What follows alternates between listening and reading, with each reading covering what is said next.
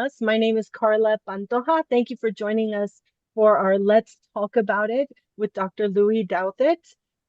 We're so excited to have Lue here with us to talk about Antony and Cleopatra. For those of you who are just joining us, this is Let's Talk About It. We've been doing this for a few years here with our board member, Dan Rabinowitz. Thank you so much. If you are calling in, we're on a new live stream now with YouTube. Feel free to put in the chat, which I will be monitoring, where you are listening in from. I am zooming in from the land of the Muwekma Ohlone people and the Tamiya Nation of Santa Clara County. If you would like to learn more about your native land and where you are zooming, I keep saying Zoom. I'm zooming in from, but where you're listening in from, I will put that in the chat for you right now. Past recordings of Let's Talk About It are available on our website, sfshakes.org, community Let's Talk About It. It's also posted in our YouTube channel, which you are listening and watching this live stream right now. Thank you so much again for joining us. We also have a next month's Let's Talk About It with Dr. Roland Green from Stanford. It's on July 13th. You can register, and I'll put that in the chat in just a moment. Antony and Cleopatra, quick overview, is part of our season of Empire. We started our season with our Shakespeare on Tour production of Julius Caesar, which finished its 78 performance run this May. What we found interesting between Julius Caesar and Antony and Cleopatra is that they are in an arc. So Julius Caesar historically takes place about 13 years before Antony and Cleopatra. So our directors this year for Shakespeare on Tour's production of Julius Caesar was April Ballesteros, and our director for Antony and Cleopatra, who also cut the script, so it's 90 minutes, is Katia Rivera. Both directors decided to keep it within the same world. So our Shakespeare on Tour production took place they decided to put it around World War I time period, that an assassination has thrown everything in limbo. And then our Antony and Cleopatra will be set in the 20s to show the rise of fascism. And this summer we are out in the parks, free Shakespeare in the parks with Antony and Cleopatra this summer. And that will start in Cupertino, then Redwood City, 2 locations in San Francisco, and maybe an extension in another location to be determined. So stay tuned. To give you a background, we started working on the script of Antony and Cleopatra last year, and we had the privilege of having a script charting workshop led by our esteemed guest, Dr. Lue Douthit, and our associate director, Karina Gutierrez. We held a separate script workshop this spring with most of the cast in place, and with our director, Katia Rivera, doing multiple cuts from there. So it's been a year of working on Antony and Cleopatra and getting the script into something that is both clear and rich as a story. And for those of you who are familiar with this play, it is a challenge. This is also so exciting because it's the first time San Francisco Shakespeare Festival in its entire history has produced Antony and Cleopatra. I'm going to stop talking because I am so excited to introduce Dr. Lue Douthit, senior dramaturg and co-founder of Play on Shakespeare from Play on Shakespeare. Here's to talk about this timeless play with our board member, Dan Rabinowitz. Dan, Lue. So Carla, thank you very much. And Lue, thank you so much for joining us today. I know that our friends, supporters, and fellow Shakespeare buffs who are logged into this are going to enjoy hearing your thoughts and insights. And, you know, before we begin, I just wanted to say something. I've obviously, as those of you who have logged in before know, I've been knocking around the Shakespeare vineyards for decades at this point. and I was very much aware of Lue Douthit's work. And I know from her that she had been aware of some of the work we'd been doing, in particular, some of our online productions over the last few years. But she and I, although we both live on the West Coast, had never met until the end of 2025 when the Shakespeare Theater of America convention took place in San Francisco. And Louie had agreed to teach a 1 hour workshop on some of her insights into Macbeth. I was eager to subscribe to the workshop. Macbeth is a play that I thought before I entered the workshop that I thought I knew very well. I'd probably seen 15 or 16 productions and I've read it many times with great pleasure. I walked into the workshop, and when I walked out of the workshop, I realized that my insight into Macbeth, my understanding of the core deep structures of that play had been hugely advanced by Louis's work, even in a 1 hour workshop. So I just wanted to say that I was enormously grateful to Louis for joining us today. I learned a huge amount about a play I thought I knew well from Louis when we actually met in person, and we've been looking for opportunities to put this together. Antony and Cleopatra is a great tragedy. We are thrilled at the Shakespeare Festival to be presenting it this year. It is a late play. It was written in 1607 to 1608, roughly. That's the place that most of the scholars date it. It's a big play. It's a long, complex play, sprawling over Alexandria, over Egypt, over Rome, over Actium, over Syria. It's set all over the Mediterranean littoral in a wide variety of scenes. It's long, it's about 3,600 lines compared to the only play that's definably longer is Hamlet, which is about 4,000 lines. So this, and compare, for instance, the Comedy of Errors, which is 1,800 lines. So this is a big, big play with lots of things to say and do. And one of the things that Louis has really done brilliantly in decades of dramaturg work has been to look at the plays from the perspective of what are the repetitive structures that Shakespeare, that the wiliest and most interesting of all of the English language dramatists, what are some of the repetitive structures and narrative concepts that Shakespeare uses throughout it? Where is the clockwork, if you will, in these plays? And Louis, can you begin helping us to understand how you first came to these insights and how you go about sort of unearthing these deep dramatic structures, which are repetitive in many ways across the canon? Hi, everybody.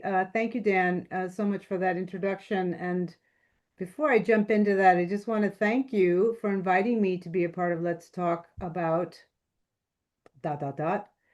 Um, I've been hounding you for a while. So, gentle listeners, I hope that this is going to be worth your hour because I have been bothering Dan and Carla for some time to invite me to speak to this because I really love this series. I love what that you have done, what you're doing. And I just want to say a couple things about Carla and Dan, if I might, because I don't know if I'm going to get a chance. But to say, Carla, I have deep admiration for you as an artistic leader. I think your compassion is extraordinary and much needed now, and as is your integrity. And I think that you strike me as someone who would um, not take on an assignment if you didn't think you could do it or do it honorably. And taking on the role of an artistic director of any theater right now is really going to test everybody. And so I'm grateful to you for being a leader for SF Shakes. And mostly, and this also links with you, Dan, is the support of free Shakespeare in the Park. I'm going to say, I think it is an act of democracy, small d, what you do, and that it is vital that we have opportunities for people to get strangers to gather together in a space to watch a story unfold. And I really appreciate and applaud all the work that you've been doing all these years. I mean, it's incredible, this gift, I think. So I just want to thank you for that, Carla, for your support of that. And Dan, you're a terrific interviewer. And so I'm looking forward to this a lot. But I really love your curiosity, the fact that you would go to this session at whatever it was, an hour, and like, what the heck is she going to give me about Macbeth that I don't know about?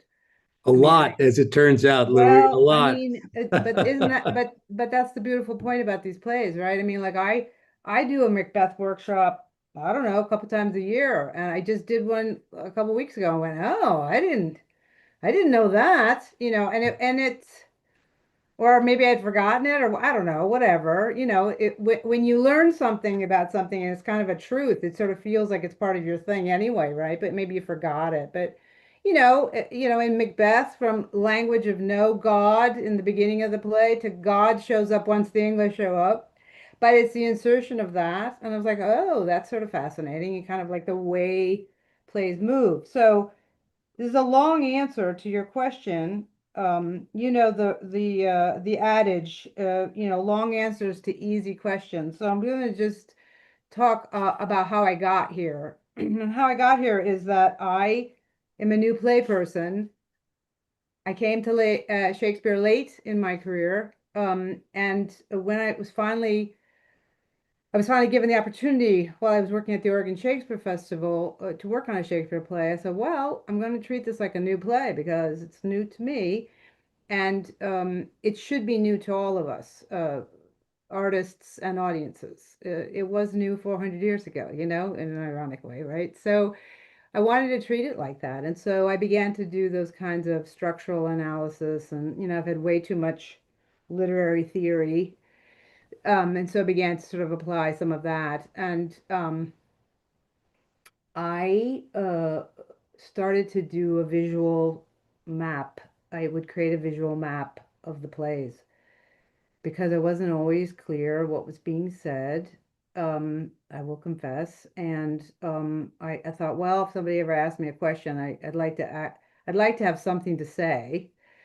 So I was starting to look at things structurally, which I am delighted for this opportunity to talk about this, and thankful and grateful to both you and Dan, to you and Carla for giving me this opportunity to talk about charting, which is really my jam. But to say that plays have structures, I think actually everything has a structure to it. It may not have form, but it has structure. I mean, I think it's Arthur Miller who said, life is formless and art puts form to create meaning. And I was like, well, that sounds like a play to me. And so I wanted to figure out where certain pieces of information landed, and when they, to your great point about like repeating, sometimes it's words, sometimes it's conventions. And after having a long life with San Francisco Shakespeare, or any Shakespeare theater that one may be a part of, you get to sort of see those patterns again. And this kind of connection of Julius Caesar to Antony and Cleopatra is very interesting historically. But and maybe it's just because I just did Macbeth. I was like, oh my God, Macbeth is all over this play.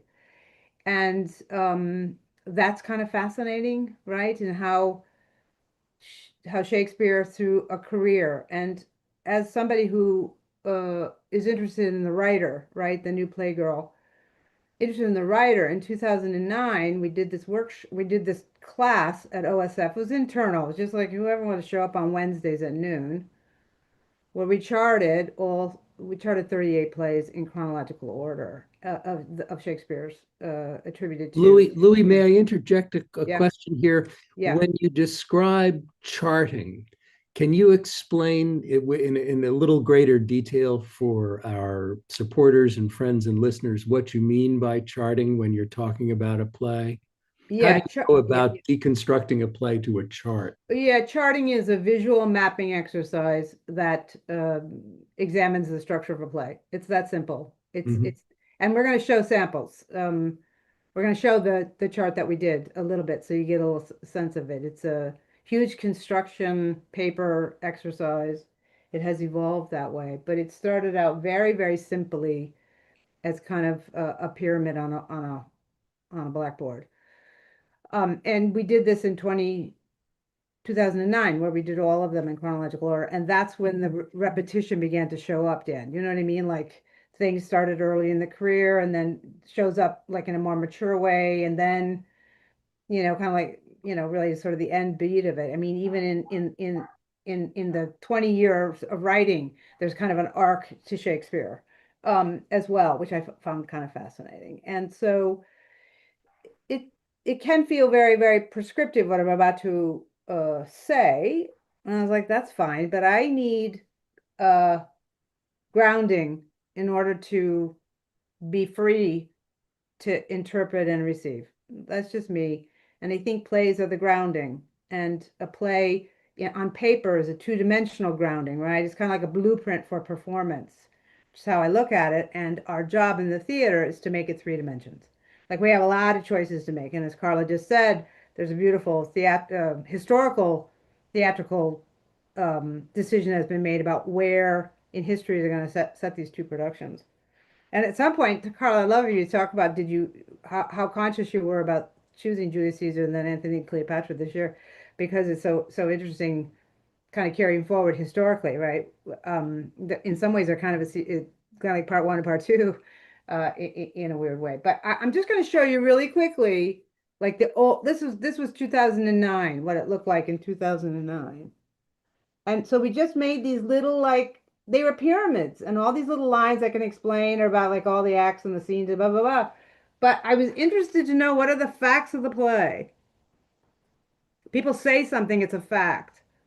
We can debate whether the five-act structure, where it came from, was it Shakespeare's, was it was a convention, but it's convenient in a way. And Shakespeare being a poet, I thought, well, form matters to poets a lot. Has meaning. Form has meaning. And I thought, well, is there any way to take advantage of the form and structure, how the events are laid out? So that when you enter as an actor on the third scene, you kind of know what's been set up to carry forward. I think that's how plays work. So we just figured out a system to just like write it down and look at it later. I mean, it's simply what it is. And when we You know, see these things kind of like on the piece of paper and step back from it a little bit, it's just sort of fascinating to kind of see where I, as actor particularly, can bring in more things thematically, character-wise, action-wise, to enhance what's happened before and set up what's about to happen. So it's a what's different kind of way of looking at scripts. It's complementary.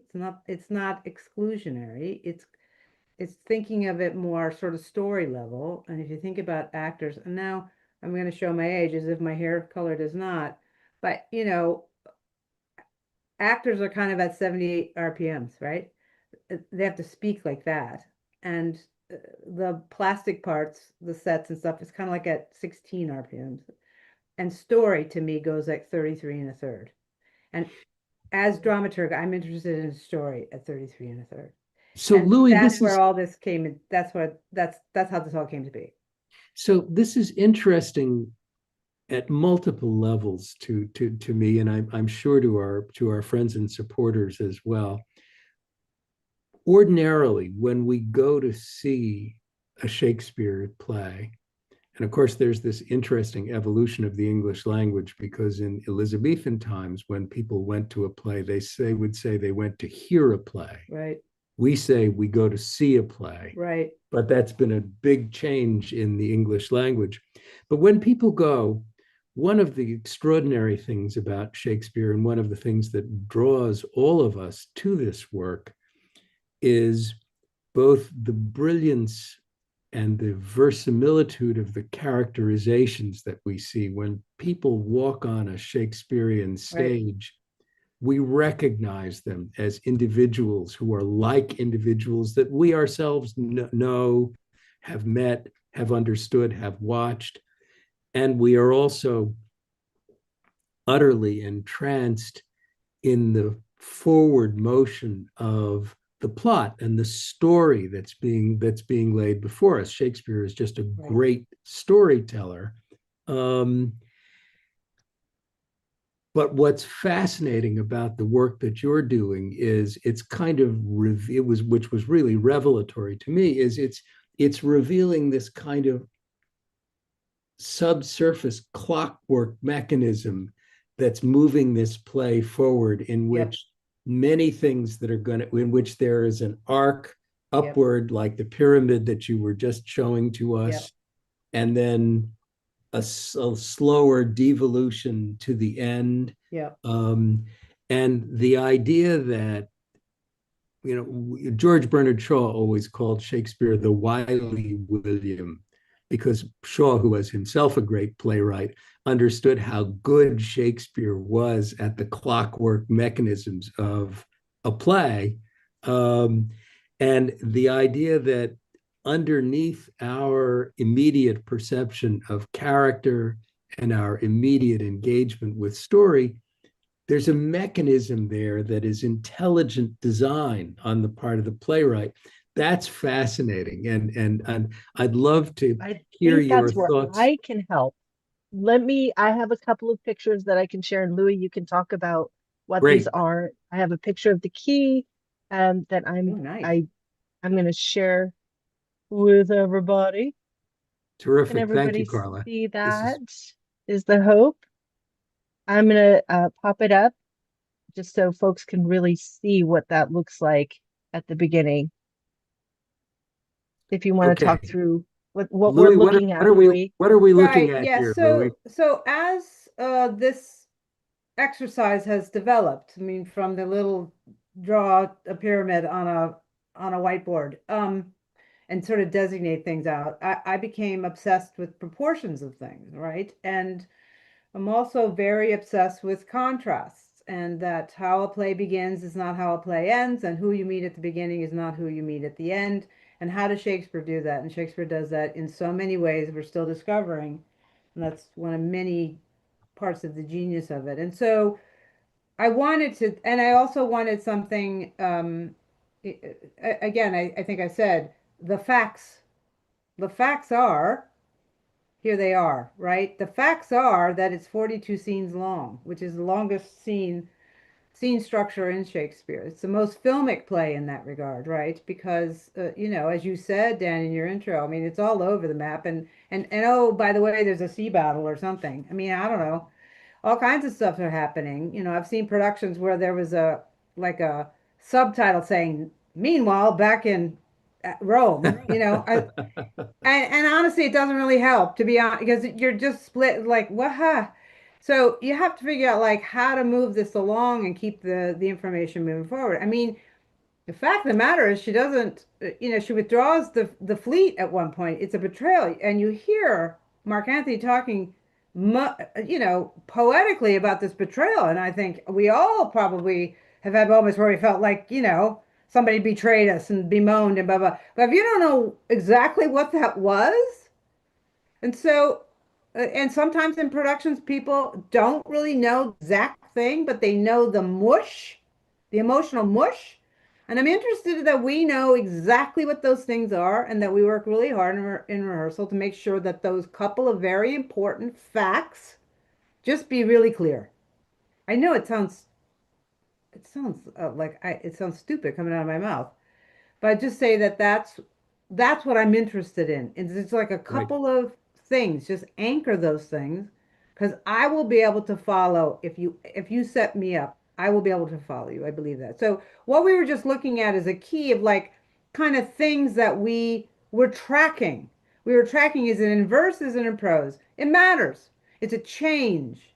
Some energy just flowed through, right? We were tracking, is it indoor, is it outdoors? Because That matters. We're tracking, is it private? Is it public? Is it a public conversation? Is it a private conversation? I think we discovered, Carla, that Antony and Cleopatra never have a private conversation, Yes. right? Yes. It's They all, are it's like, celebrities. what's Yes. that? They're celebrities, we decided, right? Yeah, I mean, they never have a private, even though they're talking privately and very intimately and like, ooh, I'm kind of blushing. But it's like it doesn't matter. Like they're just being doing themselves, right? So that was kind of fascinating. I'm interested in own location. Like suddenly you got to bounce all over the place. So you're like, set designer, please don't make this too hard on us because we can't move stuff around. If it were a film, totally different issue, right? But we're not. It's fluid. And while it's true, Dan, I believe that is true, that today we go to see a play. My point about Shakespeare is that it still has to be heard, and it's still 95% oral communication. And so you get 5% of goo, Carla. You know what I mean? Like, because I can't have that much competition. Now, other plays are not made up of 95%. That may be where the contemporary play begins. It's 50%. Whatever. I don't know the answer to that, but you know what I mean? It's about what they're made of. I just want to know what they're made of to see if there's some way we can mine that on top of all the beautiful things that have to be done regarding delivering the language. And in this play, it's quite beautiful poetry. And poetry can be very misleading. Beautiful poetry. Anything beautiful actually can be misleading. And I think there's a little bit of that in here as well. I mean, there's a little bit of a lot of things. There's like a lot of things, like you said, this late career. There's a lot in here.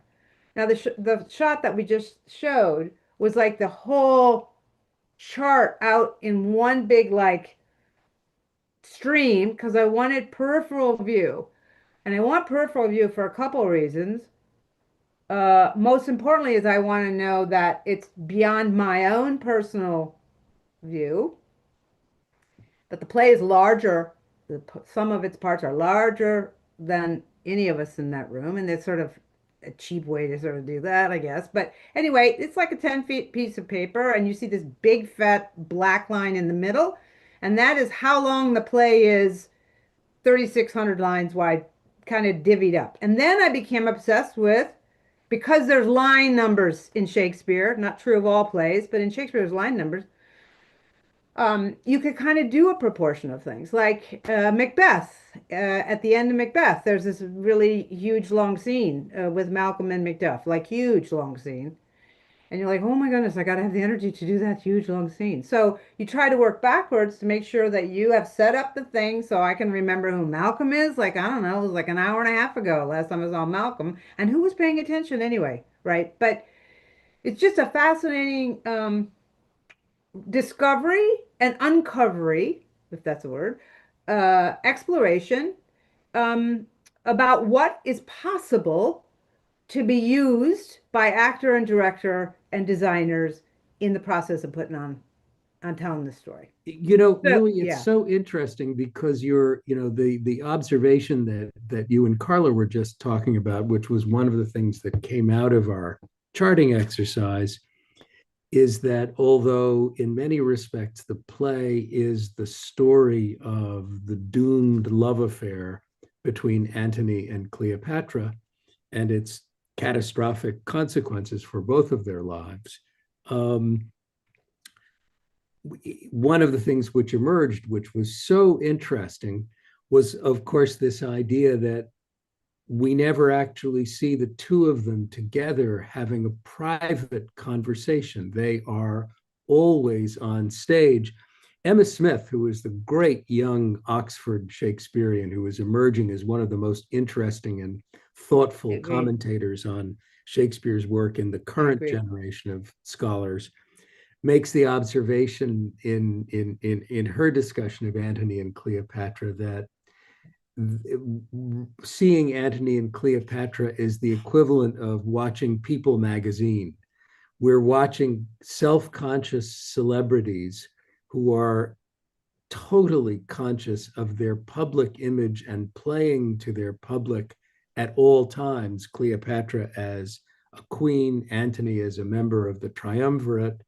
Um, and it's not entirely clear who they really are as private individuals, and we never see that. And that was, I thought, one of the most interesting things that emerged from the charting workshop. The extent to which these are professional celebrities and Yeah. whose Yeah. consciousness and whose Yeah. ideas about themselves and about each other are driven as much by their sense of, and I would almost say their sense of their responsibilities in the broadest sense of that word Right. to their perceived public constituencies, that we never see it's a great love story, it's a tragic love story, it's one of the great plays, and we have no idea who these people really are in private. Yeah, and it's not just a love story, though. I mean, that's a great essay by Emma Smith in this book called "This Is Shakespeare." Yes. I highly recommend reading the Antony and Cleopatra chapter before you go to see the show. Um, or if you ever go to see it, I highly recommend it. And she also talks about shame as a very useful, which is an external thing. I can shame you, Dan, and you can shame me, but I don't shame myself. That's called guilt, and that's sort of fascinating. But also, it begins with Cleopatra and it ends with Cleopatra. And I will Yes. argue that the play is about Cleopatra, I, and I you that will it is get no about you argument. meet. You'll get no Yeah. argument from me So about that, Louis. we meet her as kind of clown, it's farcical to a certain degree, and then sort of the dignity of a choice at the end, my opinion. But it's based on watching the deck be lined up and certain order of events and certain order of things that carry forward to draw that conclusion based on the facts. So could I get back to sort of the workshop, like how it works really quickly, and then we could get Please, off that, which is so Carla invited me to do this workshop with the artists at San Francisco Shakes, which was amazing and great fun. And we had like I think 2 days together. And so we put this big piece of paper up on the wall, and everybody gets assignments. They get assignments of you follow a character, you follow the word honor, you follow the word loyalty. There's betrayal in this play. Like somebody got to follow it. When does it show up? It's interesting when Tyrant shows up in Macbeth, second half of the play. And then you follow somebody follows prose, all those things I was saying before, and we create a little key, kind of a was that a Y, and then the X, right? So, we read a scene, and the casting is like whoever's around the table goes clockwise or whatever, doesn't matter. Everybody's a reader and everybody's a listener. And we read a scene and we say, "What did you hear?" And people go, "I heard, and I think it's in verse, and I think it's 2 o'clock in the morning or whatever." I was like, "Great, just put it up there." So everybody grabs some kind of form of office supplies. I had no idea how much everybody in the theater loves office supplies, but we do. And you grab some office supply and you put it up there and you make that your key for following that thing through the whole play. And I think we only got through the act three, right, Carla? Something like that. Oof.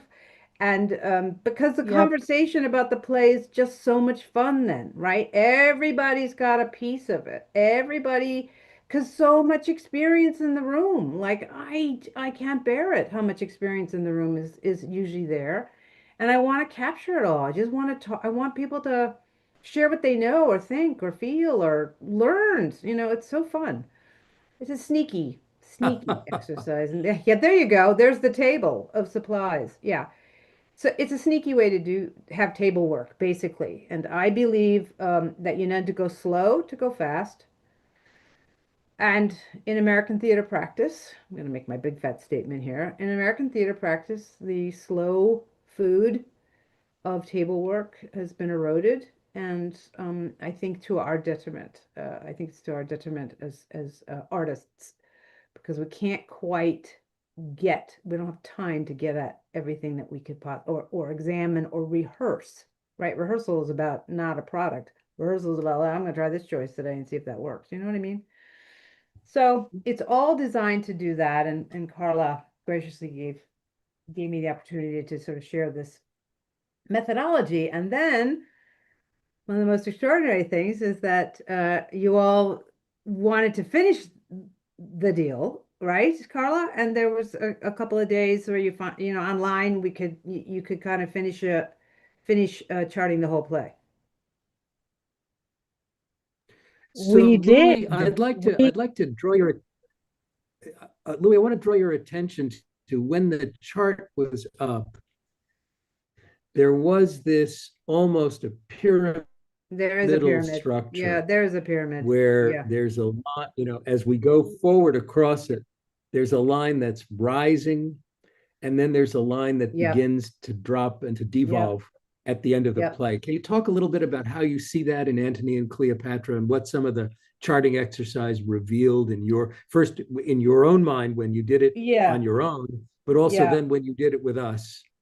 Yes, Yeah. there it is. So yes. All right. Well, how far back? Okay. There was a German literary theorist called Gustav Freytag in the mid-19th century who looked at all the Shakespeare plays, looked at all the Greek plays, looked at all the Goethe and Schiller plays, and said, "Oh my goodness, they have the same structure. They all kind of have this pyramid thing. It's called Freytag's pyramid. I don't know, Dan. Maybe you were in that school system as I was and taught it. And I get the fear of it being sort of very prescriptive. Like, this is the way to write a great play. You have to do this. And I am going to say that's not true, but I will say that every Shakespeare play, somewhere halfway through, becomes what I call the hinge. Something happens, and the rest of the play must deal with it. Now, that's a formula if ever I heard one. And you don't Right. write 20 plays, 40 plays in 20 years without some kind of formula. And it's this whole thing about contrast. And so whatever is set up in the first half of the play is going to be taken down in the second half, vice versa. Um, in Anthony, in Antony and Cleopatra, it's scene 22, which is about halfway through the play of 42 scenes. It's when she takes away the fleet. It's literally halfway in the play-ish. I mean, depending on how you count it, you all know, no matter what edition you pick up, every kind of different line numbers, and that didn't matter. That doesn't matter so much as it does about proportion of things, right? Like in that particular edition, whatever we used, the Folger maybe, I can't remember. It had a certain proportion. It still gave us a sense of like where's like a Monopoly board, where's Charles Avenue or or like Boardwalk or whatever. Like where do you got to put where are you putting your hotel and stuff like that on particular scenes, right? So I borrowed that. I don't like the prescriptiveness of it. I don't use that for every play. I don't think all plays are like that, but I think Shakespeare is like that. And I actually do think that the Greeks are like that. And So he looked at him reflexively. So I was like, okay. And for me, you can draw it however you want to draw it. It's more about like just get the facts out. And we're becoming more kind of when we do these things now, we just kind of like line them up and just kind of like there's no arc anymore, which I don't know. Every scene has a arc to it. Every speech has an arc to it. And Carla knows very well the challenges of some of the big speeches in Shakespeare. And, it's going to be true of this particular production because we do. It's another reason I was delighted you are giving me this opportunity, Dan, because I want to talk about like how the sausage is made for these scripts in contemporary American practice. I mean, we are going to cut them. We are. And we're going to do things, and they have to be in a trunk so they can go to the, however many parks they got to go to. And it's 6 actors, is it, Carla? Something like that. I mean, this is amazing, right? There's a really great theater out of New right. York called Fiasco. And they've been doing 6 actor Shakespeare, and they did a Cymbeline that still and yet would give me chills if I started to talk about it. Like, extraordinary, right? These are just the conditions. This is the facts. It's the facts of this production. And so if you take the facts of the play and the facts of the production, blah, blah. Anyway, so I was very interested in charting where that moment happened and that everybody has to deal with this. How do you solve a problem like Macbeth? Everybody got to solve that. How do you solve a problem like Cleopatra? Everybody got to solve that in the second half.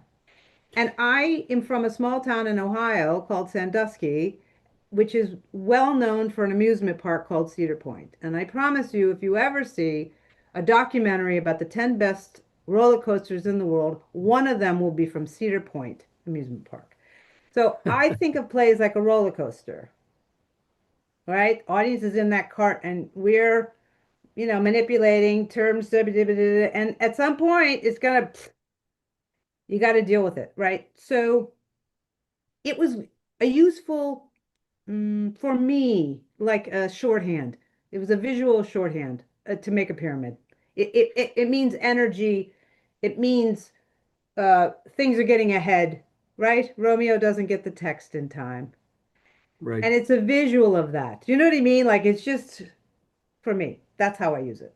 So it's interesting in that, and it was fascinating to me at the workshop that we did, Louis, that it's scene 22.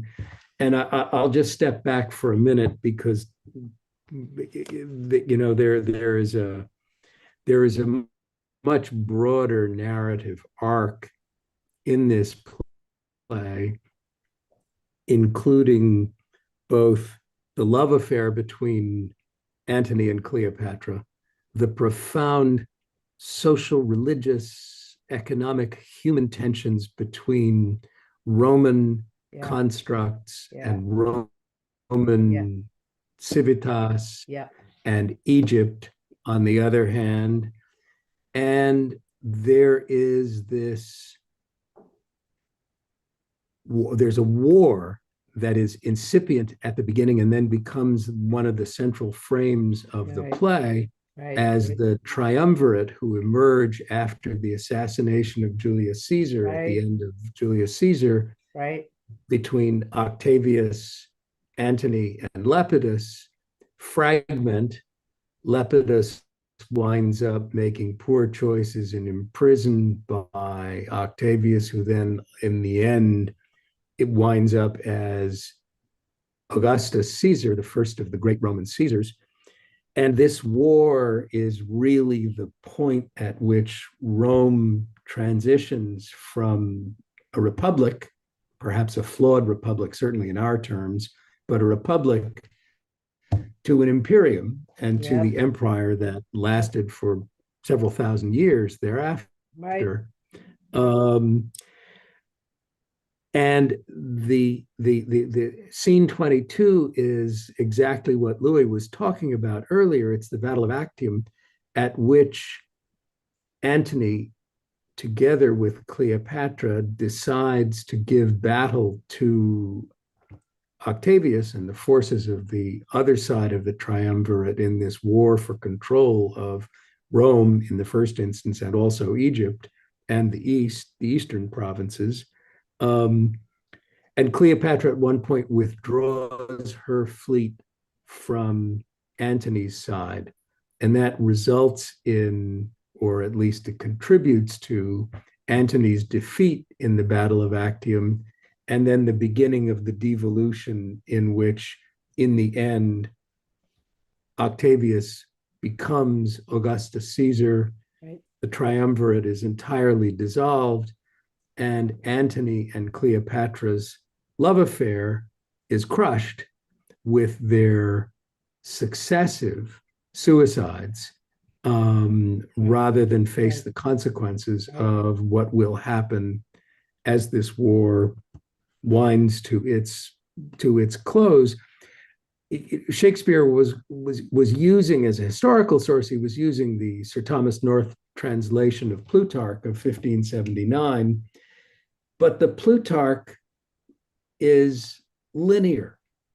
It is pedestrian compared to what Shakespeare did with it, in exactly the way that Louis has been describing, of taking these events and finding an arc that builds tension and interest, and then creates exactly what Louis, I think, is brilliantly described as the hinge of the Battle of Actium. And then the rest of the play is about the way the characters have to respond to in exactly what Louis was talking about about Macbeth. How do we deal with Macbeth once he's on the throne? And this is exactly the same thing in Antony and Cleopatra. And that winding down, at least in the workshop that Louis ran brilliantly, that winding down became comprehensible in ways that it had not previously been. It was very, very powerful insight into the way the play works.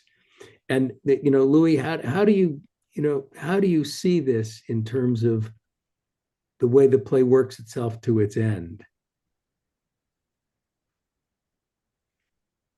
Um, uh, I mean, it's between Antony and Cleopatra.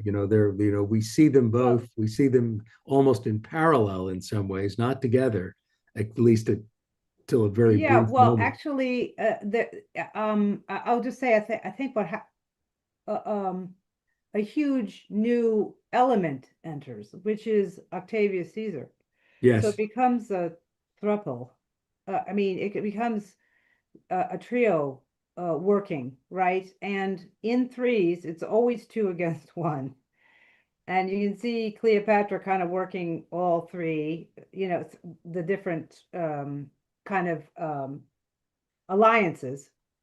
And that is going to then the math of that has to play itself out.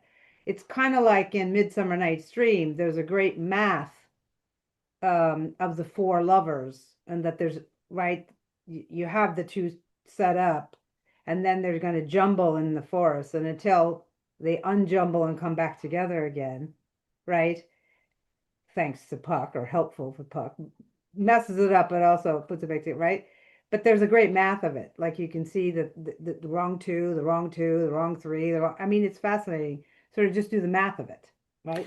well, Same here. There's a mathematical thing being worked out with the addition of a third, and because it's he so has he's interesting as entered now. I mean, not saying he wasn't, he the sister marries Antony or whatever. I mean, it was introduced and stuff like that, and you kind of assume, because Shakespeare was also, I think, one of the first.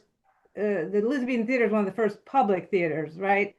yes, For-profit theater. Like they did things. They also worried about actor salaries, Carla. Just gonna say, and like some character showing up in the first half of the play is not gonna not show up again in the second half, and not gonna have something to do. And this character who gets introduced, this is also something Shakespeare does a lot. Like introduces, suddenly there's Macduff, and then has great payoff at the end, right? Same, Octavius is going to have something to do, whether you know your history or not know your history, good, bad, and different in terms of watching. What I want you to see is this thing unfold in this great way that you're talking about, Dan. Like we're watching characters in action. They're making a decision, and we're watching the consequences of these decisions. Now, do we think that in general, almost everybody should think before they do something? I do. And I think that if that were the case, there would be no drama because, if we're all thinking before we're doing, there's no, it's not so bad. But nobody in Shakespeare thinks to think before they do something. And I actually think it's incredibly human. I think that's what we're relating to, Dan. Like, oh yeah. my God, did they really think this through? They didn't really think this through. So I think it's the addition of the third, right? And suddenly you got to juggle three, and that's the element that keeps like suspense or creates energy, or like you got to deal with that now too, right? So what you see in the fourth act, I think it's something like it's 15 scenes in that fourth act. Right. Let me just say to you, that's just a revolving door. I mean, it's like, I think you should just put a revolving door on that stage, Carla, and people just go around, because I'm telling you, that's what it feels like. Like fast, that's how fast things happen in the second half of these plays. And we get bogged down sometimes. And so why I also like the hinge is like, listen, let go of a lot in that first half. Like you can't play all that stuff now. You just can't. I can't hold it. Stop. But make sure you get to the things that are important to get to the end, that I feel different about Cleopatra than I felt at the beginning. And at the beginning of this play, I've got these two people, whatever it is, saying whatever, horrible, making all those like horrible things we say about celebrities, right? Right. Yep. I And I I'm feel, gonna step in right yeah, please. now, just say like a time check. Yes. We have a little less than 10 minutes. But I think, Louis, you're going where I've asked folks in the chat in YouTube, but we also had folks send in questions about Okay. why is it relevant today? But I think that's where you are headed in terms of we've talked about when we charted it, and we would not have really known or clocked it if we had not charted it, how much like a film this script is. And it's so relatable in terms of like how quick film goes anyway. You're here, you're there. It's very quick. The these two characters, their celebrity, like how the folks who have put in questions beforehand are wondering like how is it relatable to today?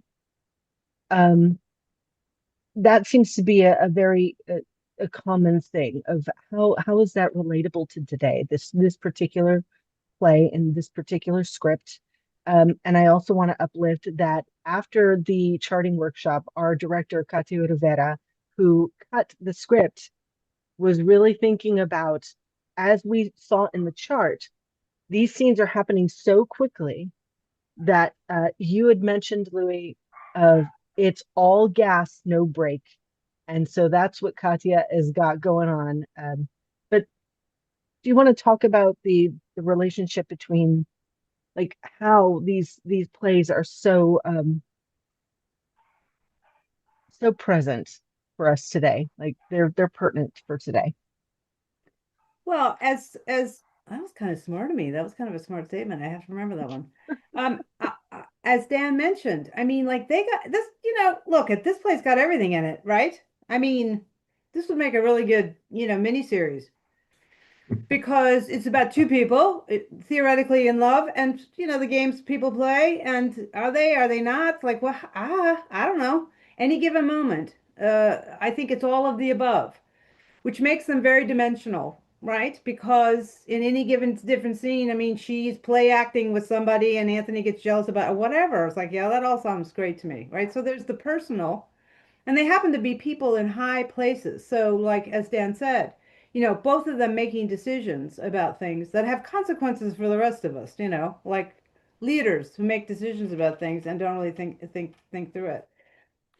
So there's that element to it. And I think if we're really like paying attention to sort of what those consequences are, it's just and we have a choice and and who we elect, like to make sure, we get leaders who like are paying attention, maybe, right? So there's maybe no election of the Queen of Egypt kind of thing, but still, and yet Shakespeare is always dealing with leadership and the consequences of leaders and what makes a good leader. The third thing I'd say is, oh my goodness, this play is all about binary, is it not? And are we not trying to break the binary and like really expand who we are and how we define ourselves and how we are to be in the world and how somebody thinks of me or you in the 1.8 seconds that we make a decision about something, right? And I think that neither of them sit still. And there's all this, you already said it, the coldness of Rome and the I don't know, lushness of Egypt, right? Opposite contrast, right? Well, holy cats, she couldn't be more rational in some ways, and Antony couldn't be more irrational. Now, how does Right. that make you a good Roman? And Yeah. I don't know if that makes you a good person being rational anyway, but that's a whole other thing, right? But it's like constantly beating against our own assumptions. It's We so need the interesting. rehearsal. It's so interesting, Louis, that you ask exactly those questions because to me, one of the things about the play, which has always been in some ways fascinating, it's that Antony dies and the play goes on. It's actually, the question of why it's called Antony and Cleopatra as opposed to Cleopatra and Antony is an interesting one, because in some ways, some of the most interesting parts of the play take place after Antony dies, before Cleopatra dies. And the way in which Cleopatra approaches her choices as the leader of the Ptolemaic dynasty and the last Ptolemyd to sit on the throne of Right. Egypt, and her extraordinary political astuteness Yeah. in assessing how Yep. her different actions are going to have an impact on Octavius, on the winner of the war, Right. the first real emperor of Rome, Right. under circumstances where Egypt will be a province and not a separate state. Right. Right. And her decision making about her own suicide is really intimately bound up in her political struggle with Octavius and her unwillingness to concede victory to Octavius under circumstances which would be harmful to Egypt in some Yep. ways.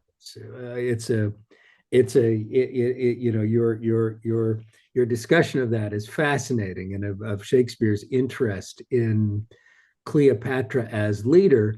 And of course, that's interesting because Shakespeare spent most of his working life in one of the few polities in Europe which was led by a woman. Yep. And was led by a powerful, significant woman in war leadership and in political leadership in peacetime. So, you know, his Cleopatra is really, in some ways, I think maybe even Shakespeare's best developed female character across the entire canon. Yep. Yep. I think the subtitle for Shakespeare, Carla, is Things Are Not As They Seem to Be.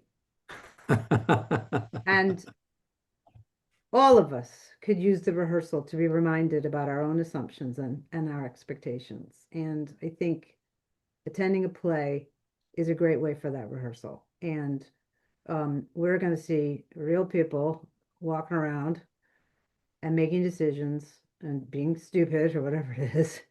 And we're going to be ahead of them. That means it's a comedy. And then we're going to be behind, and then it's a tragedy, whatever. You know, we get caught off guard. We're going to have a whole roller coaster of things that happen.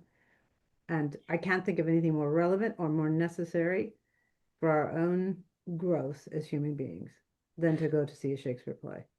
You know, Louis, we're approaching the end of our allotted hour, but I wanted to say first to thank you not just for joining us today, which has been great and really interesting, but for your work in being kind enough to come down and join us for the workshop, the charting workshops in this production.